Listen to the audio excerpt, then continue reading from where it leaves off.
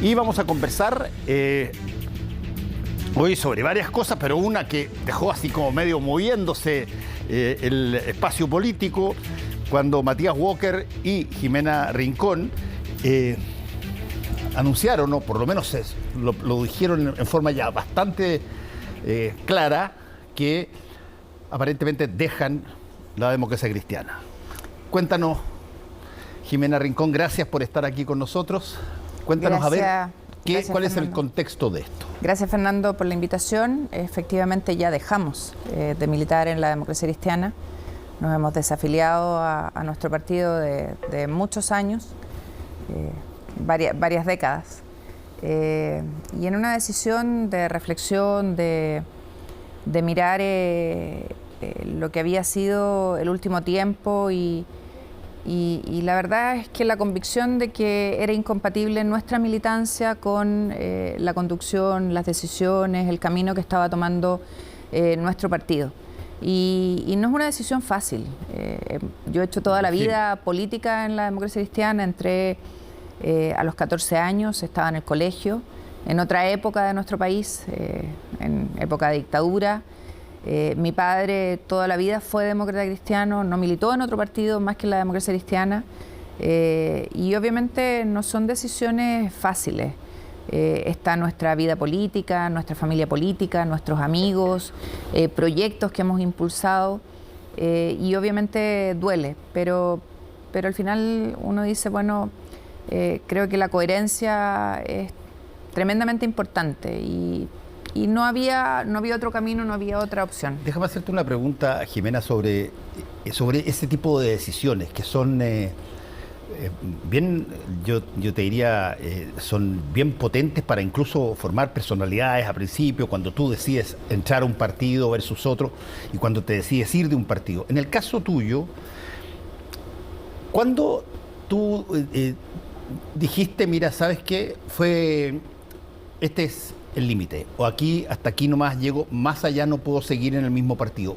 ¿Fue fruto de un evento, fue de una serie de situaciones, fue de algo que tú esperabas que se hiciera que no se hizo? ¿Qué fue lo que de alguna manera desencadena el último pinchazo del globo? Es la acumulación de cosas, pero obviamente siempre hay algo, ¿no es cierto?, que detona una decisión. Cuando yo podría haberme ido probablemente en 2 eventos anteriores hace muchos años y no lo hice. Pero cuando tú ves que después de una decisión que es inconsulta respecto de cuál es la opción que tiene que tomar la democracia cristiana, y digo inconsulta porque debió haberse hecho democráticamente y muy participativamente y se hizo muy reducidamente, en un control muy estricto de las voluntades de los que votaban. Y viene la decisión ciudadana, que es categórica, es contundente, un 62% no es cualquier decisión en una elección prácticamente completa del padrón electoral de nuestro país, y no hay ningún espacio a la autocrítica, a invitar a conversar, a invitarnos a juntarnos y ver qué es lo que pasó y escucharnos, y después de que la mayoría de los expresidentes del partido piden una realización de una junta, se hace una autoconvocatoria a la junta, se juntan las firmas para esa convocatoria y se baja la línea diciendo no, esto no corresponde, de una manera completamente arbitraria. Uno dice, la verdad es que aquí no hay ánimo de affecto societatis, de ser capaces de revisar y construir una mirada compartida. Y ahí uno dice, bueno, no hay mucho que hacer acá. Una cosa que eventualmente pasa, tú y al igual que Matías Walker, que es el otro parlamentario que también hizo lo mismo, han sido personas que no solamente han tenido representación institucional en el país, sino que además han tenido cargos bastante importantes, digamos. Tú fuiste presidente del Senado. Y eso te lo pregunto así, pero directamente, Jimena, porque me imagino que debe pasar. Tú tomas esta decisión, se conoce esta decisión y te empiezan a golpear la puerta. Me imagino súper rápido. ¿Eso ha pasado o no? Sí, ha pasado. Este teléfono no ha parado de sonar.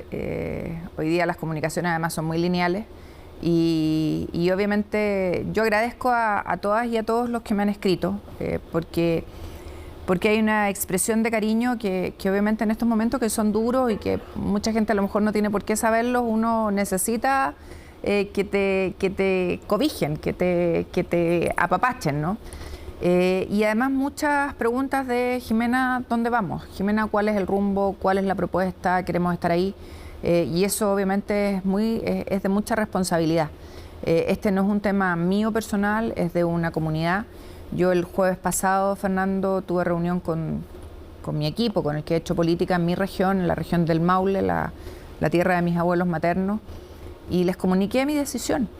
Y se las comuniqué en esa reunión porque no me parecía justo que se enteraran por la prensa. Creo que cuando uno hace política, cuando tiene una comunidad de hombres y mujeres con los que trabaja, es lo justo y lo sano. Muchos de ellos me dijeron ese día que contaran con ellos para lo que viniera. Otros me dijeron que me entendían, pero que se iban a mantener en un último esfuerzo para la junta que viene ahora en noviembre. Y otros me dijeron que pese a todo iban a quedarse, los menos. Y bueno, viene el proceso, ¿no es cierto?, de lograr armar un nuevo espacio donde las cosas en las que creemos, el respeto a la persona, a los valores de la democracia, los derechos humanos, el emprendimiento, la seguridad, sean parte de la política. ¿Vas a armar un nuevo espacio, Jimena, o vas a integrarte a un espacio que está creciendo? Vamos a armar un nuevo referente.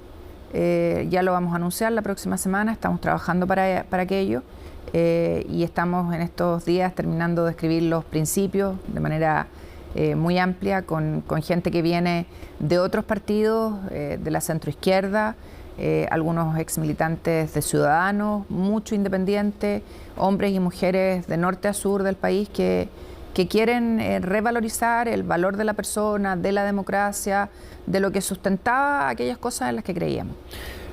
Jimena, cuando esto sucede y se empiezan a producir esta convocatoria, estas llamadas, todo lo que tú acabas de describir muy bien tú, a ver, ¿qué tanto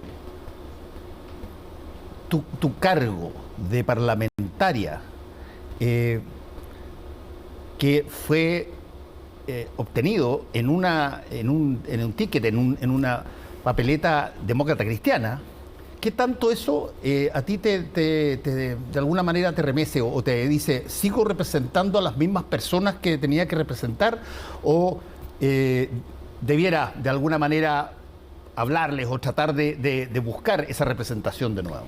Yo sigo representando los valores por los que llegué al cargo en el que estoy, y son los que ocupé y planteé a la ciudadanía cuando pedí el respaldo ciudadano. Eso no ha cambiado. Mi convicción no tiene que ver con los valores en los que yo creo, tiene que ver con la falta de conducción política apegada a esos valores de quien dirige hoy día el partido. Mi militancia entra en conflicto, y la de Matías, y lo dijimos hoy día en la carta que escribimos y que dimos a conocer, entra en conflicto con aquello, no con las cosas en las que creemos. Yo creo en la persona, creo en el valor de la comunidad, creo en el emprendimiento, creo en las libertades, creo en el reconocimiento al esfuerzo. Esas cosas no han cambiado. Y creo que hoy día el país tiene urgencias que estamos olvidando. Veía la nota que presentabas, ¿no?, sobre el tema seguridad y cómo alcaldes de la región metropolitana, y yo lo podría traducir en alcaldes del Maule o del norte y del sur de nuestro país, tienen un verdadero sentimiento de angustia y de abandono desde el punto de vista de enfrentar un tema que es tan importante para hombres y mujeres. Eso no ha cambiado. ¿Y qué por ejemplo, dentro de tu visión, de tu visión que va, como tú muy bien lo dijiste, va a buscar un camino donde anclarse, porque no es andar de náufrago por la vida, digamos? Absolutamente. ¿Qué de tu visión, por ejemplo, te interesa a ti de alguna forma que esté empalmada con, por ejemplo, el gobierno del presidente Boric? Mira, escuchaba las reacciones que hubo hoy día al mensaje del presidente el día de ayer en la SOFOFA, en que ha sido un reconocimiento a los famosos 30 años, que ya parece una frase tan mañina, ¿no? Y a mí me gustaría que fuéramos capaces, el presidente, por cierto, y creo que el giro que ha tenido ayer es importante, que fuéramos capaces con autocrítica de reconocer lo que se hizo bien hacia atrás. Y a partir de eso decir, bueno, todo esto está bien hecho, es una base sobre la que nos podemos parar y tenemos que corregir lo que nos queda pendiente, que son un montón de cosas. Yo cuando hacía mi campaña presidencial decía, y lo conversamos acá, que teníamos que terminar con la concentración que nos estaba destruyendo. Para los que somos de regiones, ver cómo en Santiago hay cosas que están resueltas y en nuestros territorios no. Salud, conectividad digital, infraestructura, son cosas que duelen. Entonces, eso es parte de los desafíos que tenemos por delante. Y creo que si el presidente, en un giro que me parece tremendamente importante, es capaz de decir, miren, aquí hay 30 años que nos permiten estar hoy día en donde estamos y tenemos que corregir y apurarnos y enfocarnos en las 5 tareas que el país, digo 5, pueden ser 6 o 4, tiene por delante, donde el tema de el desarrollo económico es un tema. Tú has visto los reportes, ¿no es cierto?, del Banco Mundial, del FMI, vamos a tener un crecimiento menor que el de Haití el próximo año. El tema de la seguridad es un tema que obviamente angustia a la ciudadanía y obviamente salud, educación, pensiones debieran estar en nuestra hoja de ruta. Cuando vemos la reforma tributaria, por ejemplo, no hay ni una mención a qué vamos a hacer con la educación. El capital humano, y tú lo sabes, Fernando, lo has dicho muchas veces, es fundamental para el desarrollo de los países. ¿Qué sacamos con cobrar muchos impuestos si esos impuestos no van a nuestros jóvenes? Esas son las conversaciones que yo esperaría en este nuevo discurso del presidente que se instalen en Chile. Jimena Rincón, ahora,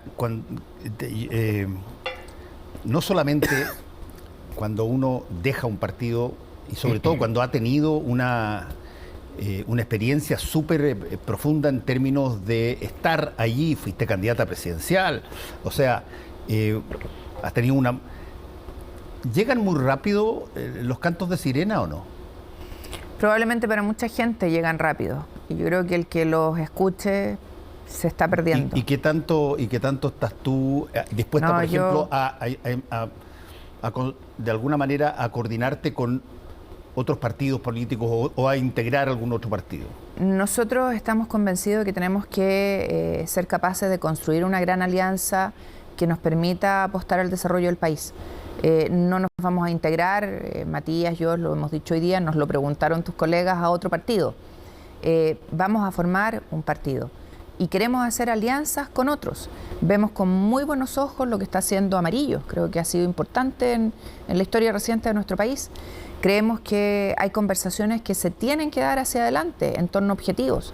Yo me reuní hace pocas semanas atrás con quien fuera alcalde 2 periodos de Miami, con Manny Díaz, un demócrata, cubano, demócrata, una combinación rara, ¿no? Manny Díaz fue elegido el mejor alcalde de Estados Unidos por la gestión que hizo en Miami. No todos conocen esa ciudad, pero tú debes haber estado más de alguna vez, y en Brickell, hace años atrás no se podía caminar. El tema de la delincuencia, el narco, era un tema. Bueno, él hizo asociación público-privada, transformó el territorio y hoy día hay arte, cultura, gastronomía, sector financiero, y es un lugar que se recuperó para la ciudad. Y él ocupó la vieja historia de ese experimento sociológico del auto con la ventana rota. ¿Qué es lo que pasa cuando hay un auto con una ventana rota abandonado? Se empieza a deteriorar, ¿no es cierto? Y a llenar de basura y finalmente es destruido completamente. Y él dijo, tenemos que ser capaces de ponernos de acuerdo que la primera prioridad es la limpieza de la ciudad. Y puso de acuerdo a todos los actores. Y después desarrolló esos 5 ejes. Bueno, yo creo que en política en Chile hoy día tenemos que ponernos de acuerdo en cuáles son los 5 ejes que vamos a empujar todos y cada uno de nosotros. ¿Y cuáles, a tu juicio, son los más trascendentales y por qué? Hoy día, sin ni siquiera apurarme ni pensarlo mucho, sin lugar a duda, seguridad económica y seguridad ciudadana son los 2 ejes articuladores. Si no tenemos seguridad ciudadana, no vamos a poder asumir el reto del desarrollo productivo. Y a esos tenemos que sumarle los 3 desafíos que duelen en el bolsillo de las familias: pensiones, salud y educación. Y vivienda. Yo creo que esos debieran ser los ejes de este gobierno y de los que vengan.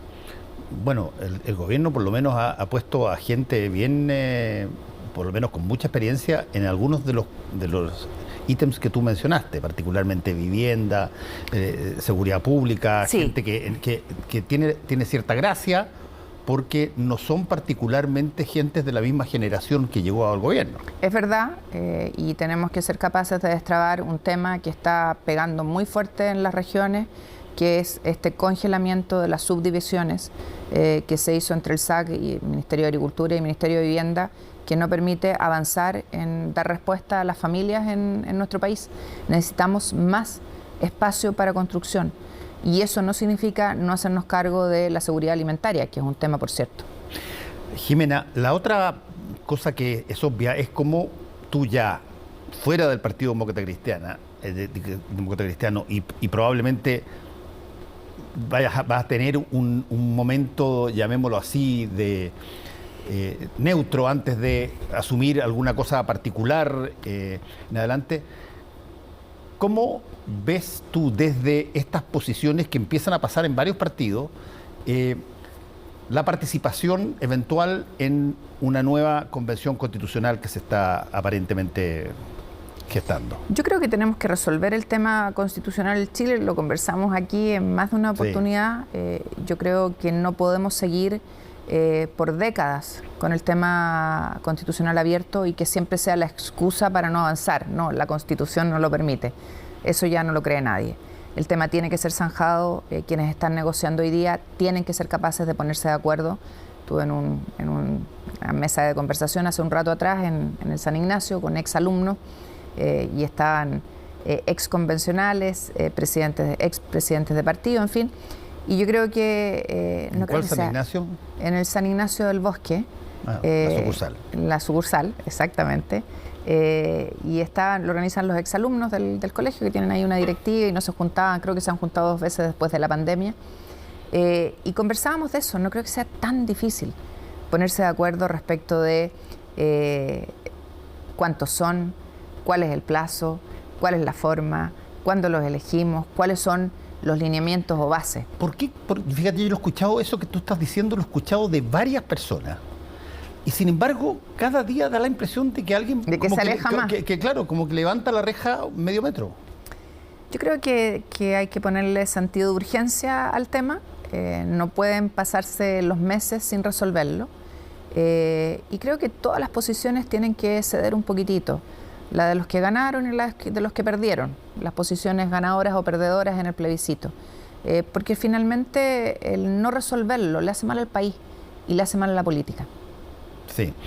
¿Qué tanto debe el gobierno, a tu juicio, involucrarse en la gestación de esta...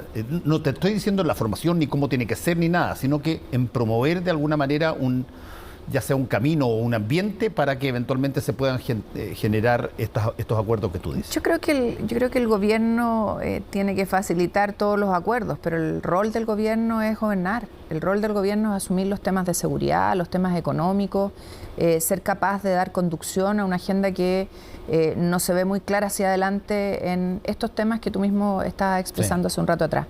Veíamos hoy día, y lo debes haber visto tú, el incidente de la cárcel. Sí. Esas cosas de verdad no pueden, ni siquiera se pueden tolerar y no pueden ser algo que pase a ser normal. Y es parte de la gestión del gobierno. Ahí hay un punto, Jimena, que de alguna manera como mucha gente como que trata de eludirlo, y yo lo voy a plantear súper directamente. A raíz de lo que tú dijiste, los temas como los de la cárcel o los temas de los portonazos, o los temas... en algún momento dado, esto igual en otros países, ya que estabas hablando de lo que ocurría en Miami, en algún momento dado se le generan a las fuerzas policiales y a las fuerzas de seguridad pública garantías, llamémoslo así, de que la utilización legal de la violencia policial no va a estar en cuestión.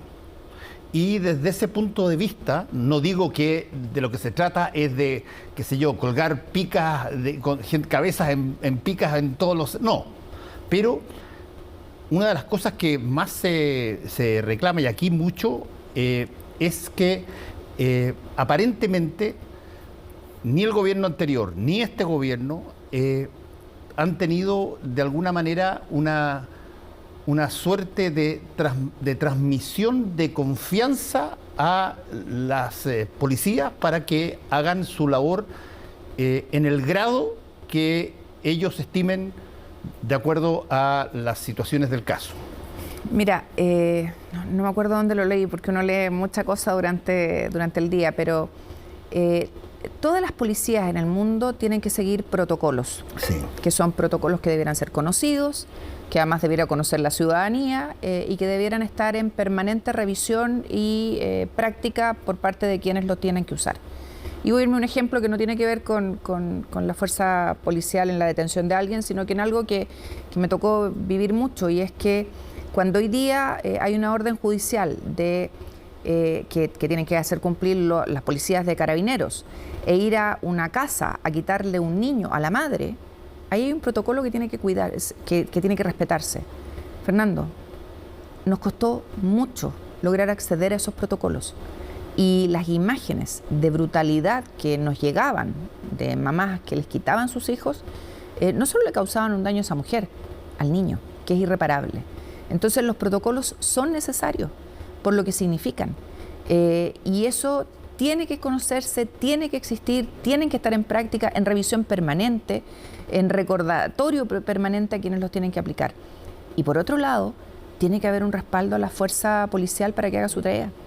Tú vas a otros países y se te ocurriría no detenerte cuando una fuerza policial te ordena detenerte. No. Aquí en Chile la verdad es que hemos perdido un poquitito el respeto por las fuerzas de orden y seguridad. Y eso no le hace bien a la ciudadanía. ¿Y eso te parece a ti que es una cosa, la pérdida del respeto, llamémoslo así, tal cual como se ha perdido de alguna manera la confianza en las instituciones representativas? Y el respeto a la autoridad política también. Exacto, por ejemplo. Los gritos al presidente de la República, por ejemplo, y todas esas cosas. Exactamente. Tiene que ver con cosas que la gente ve. Por ejemplo, los actos de corrupción en Carabineros. ¿Te parece a ti que de alguna manera generan una suerte de mirada desconfiada? Yo creo que es una suma de cosas. Por un lado, efectivamente eso, y que no ha habido claridad respecto de asumir las responsabilidades frente a esos hechos. Y por otro lado, que desde la política tampoco hemos sido claros en que a la autoridad se le respeta. Y yo creo que esa combinación de cosas, la pérdida de confianza por un lado, producto de los hechos de corrupción, sí, y la falta de respeto de la autoridad por parte de la propia política, hacen que obviamente el mensaje a la ciudadanía es, oiga, no me pida a mí que yo respete si ustedes tampoco lo han hecho. Hay un punto que me acuerdo ocurrió en Tolerancia Cero. Vino la entonces ministra, creo que era secretaria general de la presidencia, y habló abiertamente durante el gobierno del presidente Piñera de, comillas, refundación de Carabineros. Eso no lo dijeron primero las personas que entonces eran oposición, no, lo dijeron desde adentro. ¿Qué tanto crees tú que esa idea también estaba presente en este gobierno o de alguna manera se debe hacer? A ver, yo creo que es cosa de revisar la biblioteca de Twitter para darnos cuenta, ¿no es cierto?, de lo que se pensaba, no voy a decir que ahora se piensa, de lo que se pensaba de nuestras policías. Me refería a la ministra Carla Rubilar, por si acaso. No, sí, tengo claro que te referías al gobierno del presidente Piñera. Sí. Y me haces la pregunta respecto de este gobierno. Sí. La verdad es que si no hay respeto de quienes hoy son autoridad a las fuerzas de orden y seguridad, ¿cómo le vamos a pedir a la ciudadanía que las respete? Y yo creo que lo primero que tenemos que hacer es una autocrítica también a nosotros. ¿Cómo hemos actuado? ¿Qué es lo que hemos hecho?